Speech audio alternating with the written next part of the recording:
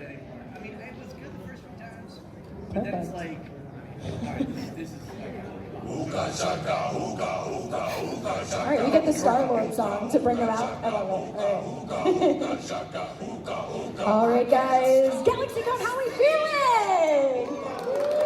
That was all right. I'll take it. We'll warm them up. I said, GalaxyCon, how are you guys feeling? Better. You guys ready for the AEW panel? All right, we're going to bring it up right now. Up first, we have Ruby Soho. It's a long walk. It's a long walk on time. All right. Up next, we have Kris Statlander.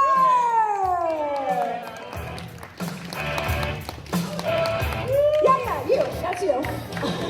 Up next, we have Leva Bates.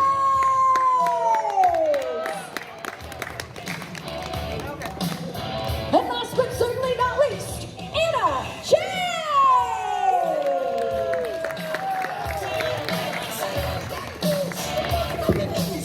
You're already doing it, yeah?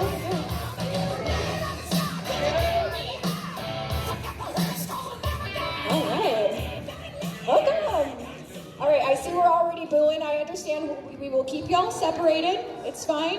She's over there. You're over here. Besides all of that, how are you guys feeling? How's your weekend been so far? Yeah, it's been real fun so far. Ooh, good. We'll take it. We'll take it. So, okay, let's start with a couple questions from me, and then we'll go to questions from y'all, if that's cool. So, Ruby, let's start with you. Okay. I wanted to ask about your relationship with Lars from Rancid and how incredible that was having them perform your entrance. Okay, you guys. I need you guys to understand something. At Double or Nothing, when Rancid played me out, I peaked. I will never get cooler than that moment, ever. I should have just retired, because that's all downhill from there. That was honestly something that I never thought in a million years that I would be able to experience. I'm so grateful to Tony Khan for orchestrating that and making that happen. And then my friendship with Lars has really kind of set the tone for like my identity in AEW. Being called Ruby Soho, being able to come out to the best entrance music in the history of professional wrestling. I know I'm biased, but somebody I considered a hero in Lars is now my friend, which is honestly humbling to me. So that moment in Double or Nothing, that and All Out are probably like the two most important nights and the most amazing nights of my career. Now, because it is your entrance song, it's made its way on my Spotify list under a no-skip song, so I will never skip it because of you. I love it, and it's stuck in most people's heads for like days on end, and you're welcome. Thank you for that. You can clap if you want. Do we clap? Yeah, we're gonna clap. All right, Kris, down to you. So you're in a group called the Best Friends. I want to know, what qualities do you look for in a best friend? I think I still am in the group. I'm not positive, but not on television, but everywhere else, yes, I'm a part of them. Qualities in a best friend, be nice to me, which none of them are, actually. None of them are. Especially the best friends. None of them are nice to you, so no, I don't know. Pretend to be nice to me, maybe. We always go out to eat together. That's it. This is just like the bare minimum. Food and niceness. That's perfect. What's fake nice? Fake nice. What's like your favorite place to get to go on the road as far as food? What do you look for? I don't know. We do like DoorDash food as a group together. But there was that one time we went to Orlando for the Dark Tapings, and we all went to IHOP, and that's where we took that iconic diner photo that some of you have seen on our Instagram. So IHOP, I guess. Perfect, I love that.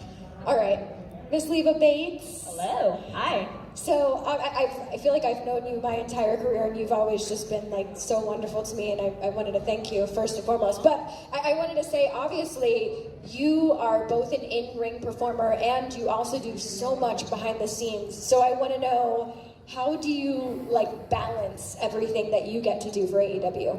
I don't sleep.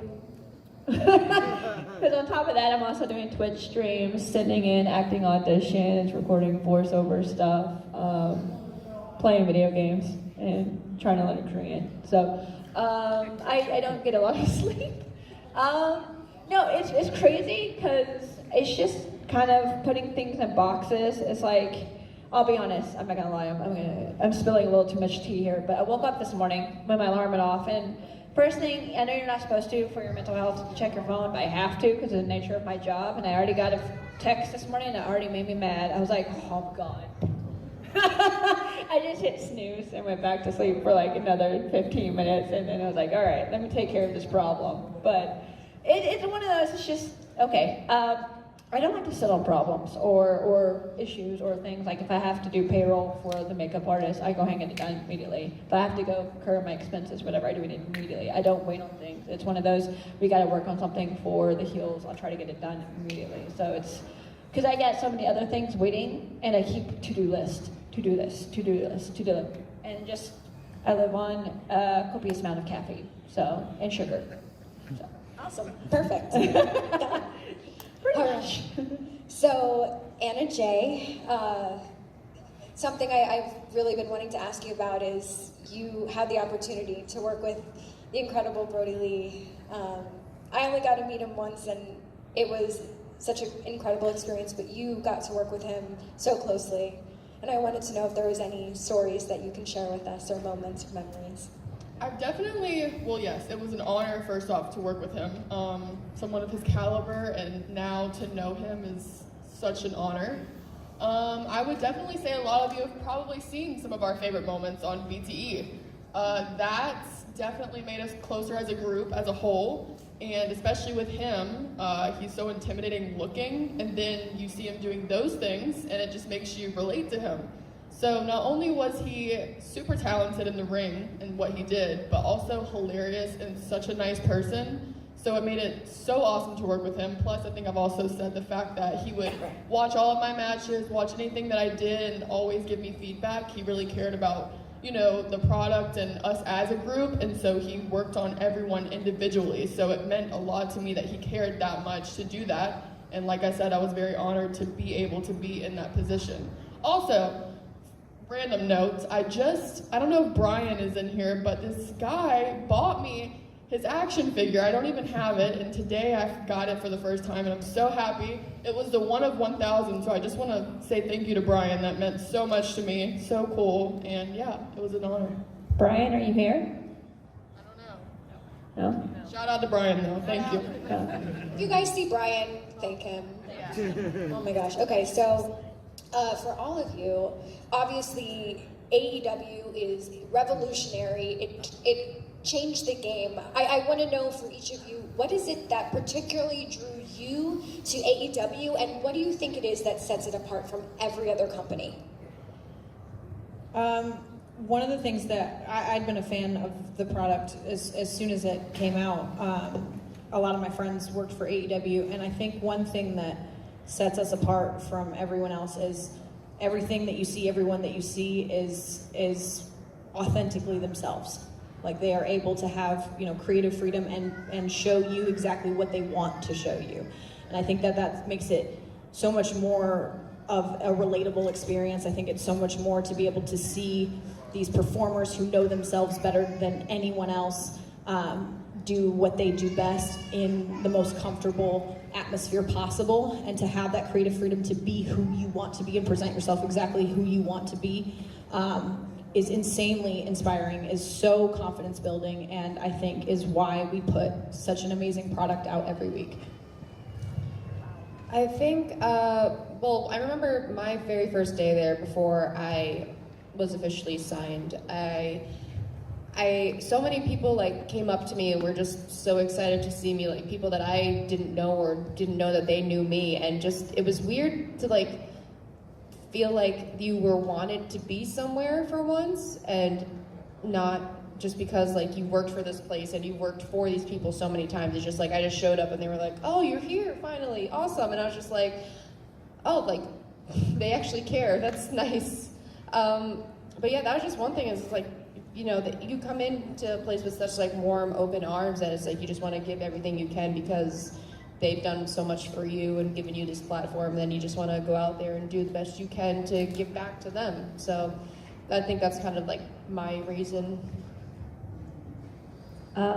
Actually, I was at StarCast when they did the first All In, and I was sitting with Mia Yim, and we were watching All In, and I was like, man, I legit looked over, and I'm like, this is a company I want to work for. They hadn't announced they were doing AEW at the time, but I'm like, this is where a company I want to work for. And then flash forward several months later, I got the call to do a tape for The Librarian. Thought it was a one and done time, and then funny enough, Cody hit me up a month later. Our plan worked. What plan? You're in. You're The Librarian. I'm the what? What? And then immediately, talent relations hit me up immediately. I'm like, hey, is this still Leva Bates? We want to offer you a contract. What? So totally manifested that, I guess. It was kind of cool, but it was just watching All In and just seeing that show was like, that's a cool show. I want to be a part of it. So yeah, just kind of manifested it, and then got The Librarian, and then again, and Cody fashion. Wait, don't sign yet. We're gonna offer you an office job too. What? So like, very much so, very chaotic, crazy, but kind of fits my personality as well. So, so yeah, that's how I got in. So I started during the COVID times, which is, obviously a weird time for everyone and a weird time to wrestle in front of no one. But it worked out for me because I am so new, and I was so new that I didn't have much, experience with crowds and stuff. So it was weird, but it was also probably worked in my favor. And I'm very lucky, obviously, to have gotten the opportunity to work for AEW. And I'm so happy to be here. And I'll keep this short just because everyone said great things, and I agree with all of them. But I would definitely say it's like the family feeling aspect. It's just like when you go to work every week, it doesn't really feel like work. Obviously, the wrestling part is the hard part, and that is the part that's stressful. That's our work part. But seeing everyone that we see every week and being able to, be happy there, honestly, is just the best part. It doesn't feel like we are working, even though we are stressed out. We have everybody to lean on, everyone to talk to, everyone to learn from there. Everyone is so giving with advice and everything. And yeah, I love it. Woo! Yes. Okay, so before we get to questions from the audience, obviously you guys are traveling more than you are home. So I was wondering, and now with everything going on, traveling can be a bit tricky. So is there any tips you can give us to make traveling 1% easier? Oh gosh. If you have the option, don't fly. Because especially lately, in the last month, I have had one flight, and coincidentally, it was to here, that has not been delayed or canceled in some capacity. The airports have been a nightmare. So if you have the option, drive. Just do it. But as far as just be ready to have backup plans when you're traveling, no matter if it's flying or whatever, because anything that can go wrong will go wrong. And so make sure that you have a plan B, and you have a time that you need to get in, a time that you can't get in past. Look at all the different airports, all the different flights, because lately it has been hell. So make sure, try and do the best you can, because a lot of times you don't have control over it. Basically what she said, where it's like, just don't expect it to go as perfectly as you're hoping it to, and drink lots of water. Stay hydrated. And coffee. I suggest, if you can, get a direct flight. Layovers are really, really hard. If you can find a direct flight, it will get delayed, but at least you're gonna not miss another flight. So I almost do all non-stops if I can. Sometimes just where we fly to doesn't allow it. You're like, well, this is a teeny tiny airport, you have to have a layover. So also try to plan a lot of time in between your layover section, because you will be late. You will be late. So just kind of plan that ahead. And having apps is a friend. Like, a lot of people don't want to use the apps. The apps will help you because they give you updates. They also, you can help change your flight, modify your flight, change things. So yes, and hydrate. Going kind of off what they said, I would say if you're gonna fly, try to do an earlier one, just because if you do the latest one, you really run the risk of not flying out that day because a lot of them get canceled and delayed, and then when the airport closes, you're screwed. So the earlier the better, although no one likes waking up early, but that is the case. And also, try not to forget anything when you pack, because when we do that, we're screwed too. And that sucks because then we're out of town, and then if we need something, we have to Uber somewhere, we can't just drive or walk, and it's a whole thing. So yeah. So, Yeah, I was gonna say, if you have any valuables, put it in your carry-on. Do not check your valuables. We have to bring our gear and everything in our carry-on because if a bag gets lost, you have no clothes to wrestle in, and that's happened a few times to some people. So, valuables in your carry-ons. I was going to follow up with what Anna was just saying and what you just started to say. Have any of you accidentally, like, forgotten a piece of your gear? Yes. All the time. All the time. She said no. All the rest of us were like, yeah. Oh yeah. Oh God, I forget everything. You guys, I'm a mess. I'm just a dumpster fire over here. Like I forget stuff all the time. Yeah, because it's all just happy accidents. All of it is just happy accidents. I forgot my gear, or my gear got lost or something one time, and I had to wrestle in my or in leggings. Kalisto's kick pads and a Riot Squad t-shirt, and my leggings ripped in the middle of the match. So yeah, don't forget your gear. All right, so if it's okay with you guys, we're going to take some questions from y'all. So we'll try to project as much as possible. If you guys have a question, you can raise your hand. We'll do it that way, or go ahead. Going to Ruby, what's been your favorite match so far? My favorite match? Ooh, that's hard. Ever or in Yeah. AEW? In AEW. In AEW, okay, that at least narrows it down. Yeah, I hate giving her credit when she's sitting behind me. Yeah, it's this one. Yeah, I just two wanted times. you to say that. Yeah, I can't beat her, but you yeah, exactly. You just wanted me to compliment her when she's sitting right by me. Yeah, so yeah, she's definitely probably like especially the most recent one was probably one of my favorites I've had overall. So that's definitely number one. I think if I had to choose like a runner-up, my match in the most recent tournament with Riho, I really enjoyed. So yeah, those are, and then my stuff with Britt has been. I don't like giving her credit, guys. Like she's the worst. So yeah. Well, I was going to say, to piggyback off your question, if you guys want to answer as well, or maybe someone that you always look forward to being in the ring with because you know you're going to have great chemistry.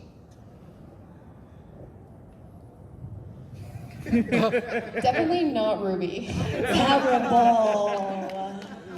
I'm kidding. I love any chance I get to wrestle Ruby. I haven't wrestled either of these two. I teamed with Anna, but now she's a bad girl, so we'll see. Now I gotta mess her up real good, so. Shut up, Ruby. She's just misunderstood. It's okay. No, she's not. She made herself loud and clear. Thank you. On Wednesday. I'm not misunderstood. No. Well, I'm gonna say something nice. I would actually say, you guys should probably watch the match tonight on Rampage, me versus her over there. That was actually probably one of my favorites. So, there you go. She got bruises, so y'all know I whooped her ass. Tune in tonight, 10 p.m. on TNT. Yeah.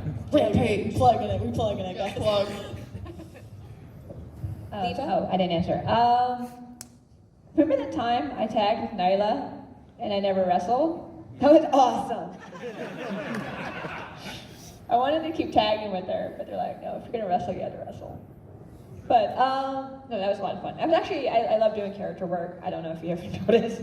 So that was a lot of fun to ham it up on the apron. One person I haven't wrestled and I would really love to wrestle is Sheeta. We've trained a lot together, and I feel like every time we get in the ring together and train, we click very well. Her and I click really well outside of the ring. We're both big Marvel nerds, gaming nerds. Like her and I, cosplay nerds. I'm trying to recruit her. No, I love her. So I would love to wrestle her. So that is my dream opponent. All right. Oh, go ahead. Convenient. Earlier you mentioned BTE. What's the hardest John Silver skit to get through?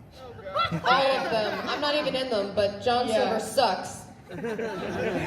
John, he's a funny guy. I would definitely say, this is probably a pretty obvious one too, but when he's screaming my name in my ear over and over again. Yeah, and now every time someone does it to me, it's like trauma. I like will hear it. People will do it here or like at wrestling shows, and I'm like, oh my god, what is that? So probably that. I don't really know if I laugh as much now, but it's, like I said, traumatizing. All right. Okay, I see ya. I see you. Oh, sorry. What's the best advice you've ever gotten from anybody really about wrestling or anything? That's a hard one. Yeah. The question was, what's the best piece of advice that you've gotten from anyone as far as wrestling? Listen to all the advice, but pick and choose what you actually apply. One thing that I've been told is wrestling is the one thing that you will love more than anything, but it will never love you back. It's deep, I know, yeah, that's deep, right? Yeah, but it's just, it's very advice that I took to heart as far as when you're looking to get something back from this industry. You have to realize what it can give you and what you kind of have to give yourself in order to get it back. It's not going to love you back by itself. You have to love yourself and what you do and be confident with what you do in order to get something out of it, is basically one of the things that I have learned over the years. I would actually say recently, this is pretty obvious too, but I don't really know if this is advice, but just to not read Twitter, because it is toxic, negative, will not make you feel good about yourself. And yeah, you really can't listen to everyone's opinion. Everyone has one, which is great, but some people voice it in a super negative way, and it's not encouraging. It does not make us feel any better about what we're doing, whenever what we're doing is already hard enough. So don't read Twitter. Woo! Leva, you're too effing nice. I'm still working on that one. One of the things I learned from Bubba, and I'm still trying to like apply it, is wrestling is a business. It's fun, but it's also a business, and you got to treat it as so. So that kind of, I always hear his voice, Leva, it's a business. I always hear his voice in my head to be like, all right, this is a job. I gotta not play. It's work, you know, and it's fun work, but it's work, and you gotta like have kind of a commitment to it, and can, you know, don't half-ass it type of thing. So there you go. Wrestling is a business. Anna, I also wanted to ask, obviously now, we talked about the new Anna J, and here you are with Chris Jericho. So, so is there any maybe advice or anything that Jericho has mentioned to you now since being part of his group? Oh gosh, there's been a lot of things. First off, he's great. I mean, I'm very honored once again to be able to learn from someone like him. I'm trying to think of something that was recent. Wednesday, obviously, some stuff went down. He helped me through that and gave me some tips on my match. I'm trying to think if anything really stood out that I could tell you guys. He never shuts up, so it's really hard to pick, I'm sure. Well, he's the OG. He's a legend. I don't have anything specific, but I will say, like I said, learning from someone like him is great, and he honestly has helped me already so much, so I'm so excited to keep learning from him. There's been tons of stuff, so. And this is why we separated them, if you haven't. Thank you. Any case is better. Right? Go ahead, Russ. Seeing you all young ladies, is there any time that you think when it's time for you to hang up your boots, your shoes or whatever? I mean, everybody's different, I'm assuming, and some want to give up earlier than others and stuff like that. When do you think your time for you at this point that you would like to? Never, I'm gonna die in that ring. Jesus, real fast.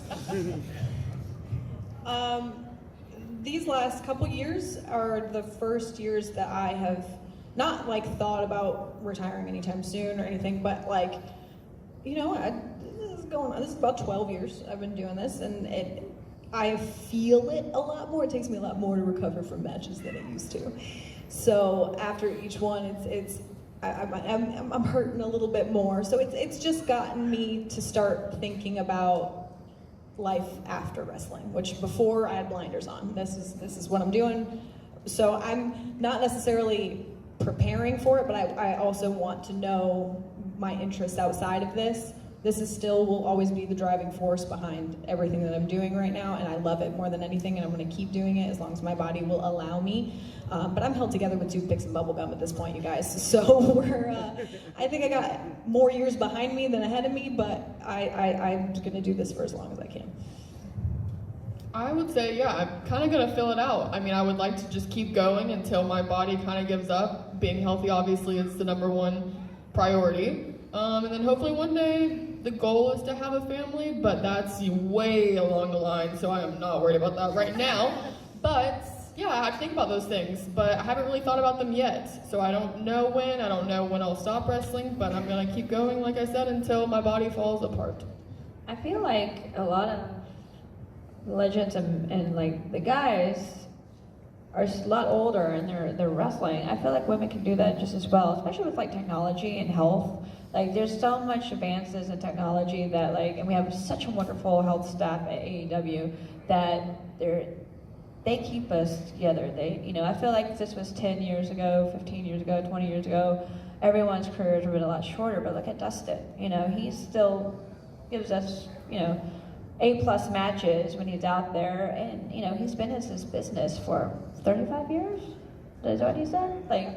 So it's a mixture of things. You always have to have not a backup plan, but other avenues as well. I mean, as you see, I'm already pursuing a lot of that other stuff with like office work, acting, and all that other things. So, my thing is have your fingers in a lot of different pots. So if for whatever reason you have an injury that prevents you from wrestling ever again, you are not, up shit creek. So. All right, who's next? Go ahead. Yeah, since we're in the FSCW arena, whether you have or haven't participated before, what would be a new or next character you would have interest in But so I wrestled for FSCW years ago, and I was Catwoman. She was amazing. Thank you, So thank you. good. But I was also much younger.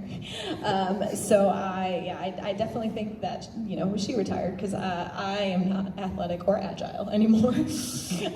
But I thought about it because I watched the show last night. It was so much fun to watch, and I think tonight is even going to be an amazing show. So if you guys are not coming, I don't know if it's sold out or I don't know what the deal is, but come to the show because it's great. It's a lot of fun to watch. I think if I ever do come back to FSCW, I thought about it with a couple different things. I was thinking about Tank Girl. That would be perfect. About that one. You Also, guys heard that? I wanna make open sure they to heard. recommendations. So yeah, or like Ramona Flowers from Scott Pilgrim because I used to use the music. So yeah, either one, or if you guys got other ones. There's not a lot of tattooed comic book people that I've noticed, but if we can make it work, cool. I don't know. Rogue is my second portrayal. The first one I did was Baroness, and I feel like I love being Rogue so much that I don't know what else I would do. Yeah. You're the new champion as well. Yeah, Rogue Congrats. is #1, guys.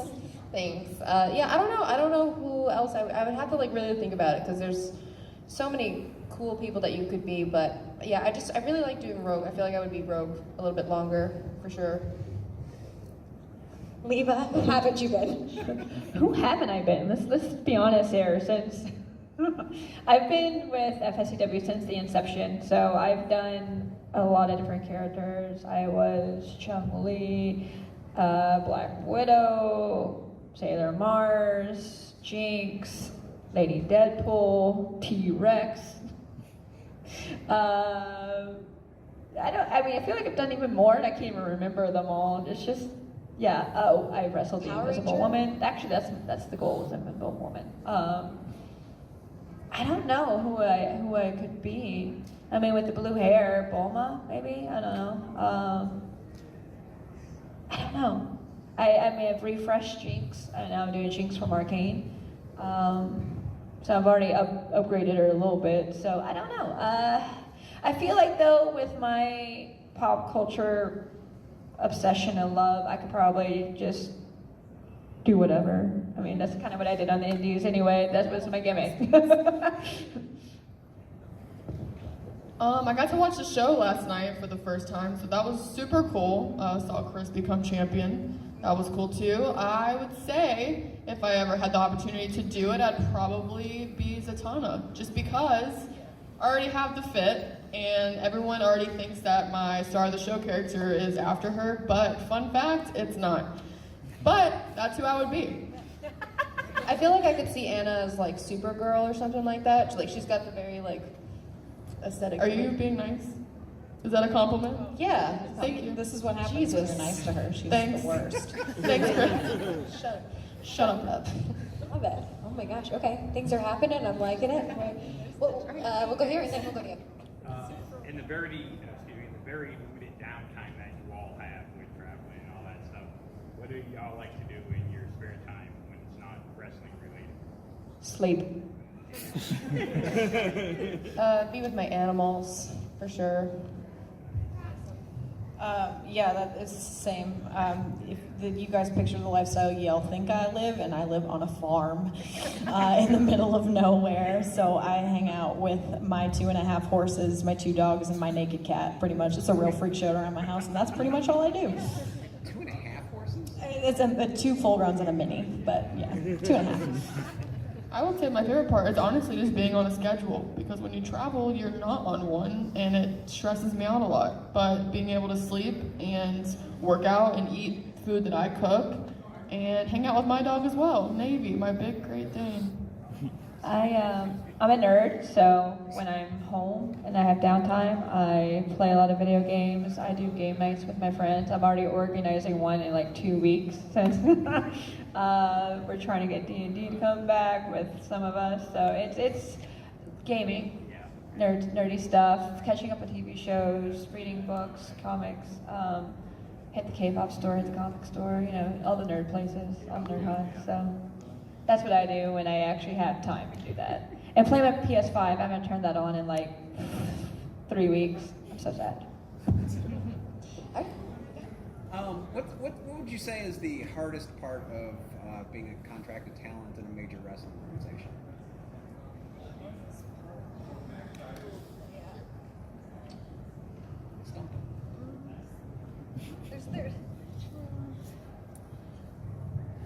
Travel, maybe, I think I think because like our schedule is essentially kind of made for us, we kind of have to work our lives around what our number one priority is, which is, you know, being on these shows and pay-per-views and stuff that come and go and everything. So I think travel, honestly, for me, it's the thing that I'm more sore sometimes from flying on a plane and sitting in an airport than I am from a match. Like it just takes a lot out of you, and having to work your entire week around trying to make sure that you're ready for the next week. Like you have to, our whole world just revolves around that. So I think the travel for me is the hardest part. I would say the hardest part is that you are literally never not working. Like we kind of talked about this yesterday, where like at least with like actors and stuff like that, like they get to go home and not be who they were on TV. Like we are us on TV all the time. We are always like we have to be these not perfect people all the time, but it's like, you know us because we are who we are, and television too, and we don't get a break. People come to the airports to see us, they come to our hotels to see us, and like we we can't say, no, we're not in the mood to sign autographs at our hotel that we haven't even checked into yet at 1 a.m. And then we get called jerks and assholes and stuff because we're interrupting their wanting to sell things, and it's just like we just don't get days off ever. The only time we get to relax and not have to worry about something is in our own homes, and that's why a lot of us are very awkward and antisocial sometimes when we're out and about, because it's like you don't really get a chance to not be that TV persona. Once you're on TV and you're contracted and people know who you are, it's like I'm so grateful for it too. Like, I don't want to sound ungrateful, but it's like once you're out there, you're never not going to be that person ever again. So it's very stressful that people don't realize like the kind of pressure that we are on, or we are under 24/7. So yeah, It's different than like actors who play a character, and then when they're not that character anymore, they're still just that actor. We are who you guys see 24/7, so we're always on. So I know exactly what you're saying. Yeah, I mean, they've pretty much covered a lot of what I was thinking, especially like the travel. It's my own fault because I schedule other things outside of AEW, but I'm on a 14-day loop. So I've been living out of a giant suitcase that's about to fall apart because it's just the way it gets beat up for traveling so much. So yeah, that gets exhausting. I miss my couch and my bed, but as well as like going off of what Kris was saying, and what Anna was saying, sometimes the internet can be real harsh because they can't separate the fact that you're a human. You're just some name, some person on TV that's not real. So people don't really think about what they say can actually hurt.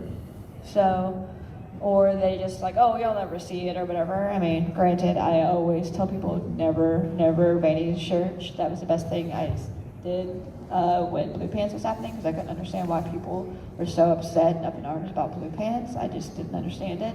And then once I stopped vanity searching, my mental health went so much happier in life. You're not gonna please everyone, so you just gotta learn that too. So pretty much just kind of piggybacking off of what people were saying. Yeah, once you're in the public eye, there's so many people that are just out to get you for no reason, just because you're a public figure, and it sucks. And it's like you're just trying to do what you love on television and please the masses, but people just want to see your world crash and burn just because you're known. Yeah, I'll just piggyback off of them too and keep it short, but yeah, definitely Twitter. Like I said, they're just online and hearing from everyone. Some things are not bad, but at the same time, it's like, let's just say we have a bad match, which is going to happen. We're already not feeling great about it. Then you go online and they're ripping you apart, basically saying how you shouldn't have a job. And it's kind of the same thing. It's like, everyone has a job, everyone works. Everyone's gonna have a bad day at work. This is our job, and we have bad days, and people just don't realize it. And, they think it's just because it's our character that it's okay to say certain things and everything. And then also going off of the traveling part, that's definitely the hardest. I would say for me, it's hard, living by myself, keeping up with laundry, all the things to keep around my house. It's like, I can't keep up, basically. It would be nice to have someone helping, but yeah, that's the hardest part. You're traveling, you don't know when you're gonna be home. When you are, it's a lot of times on the weekends when things aren't open, businesses aren't open. If you need to take your car somewhere, do other stuff like that. Yes. Doctor appointments. Yeah, people don't think about those things. It's a lot, but like Kris said, we're grateful. I'm super grateful, but it's a lot. So. Well, we're actually at time because this flew by, but I just want to say, and I'm sure everyone here can attest, that we love and adore all of you guys so much. Thank you for, seriously, every time you guys step in that ring, first of all, girl power, and just a genuine thank you from all of us. You guys freaking rock. Thank you guys so much. Any final thoughts before we wrap it up? Thanks, guys. We love you guys. Okay, I'm speaking. Definitely check out. Excuse me. Check out the FSCW show that's running this weekend, and also, but tonight, this evening, watch me beat this broad's ass tonight. TNT, 10 p.m. Rampage. AEW. Rampage. AEW, watch it. Watch it. Thanks, guys. One more time, ladies and gentlemen. Time to our table and buy stuff.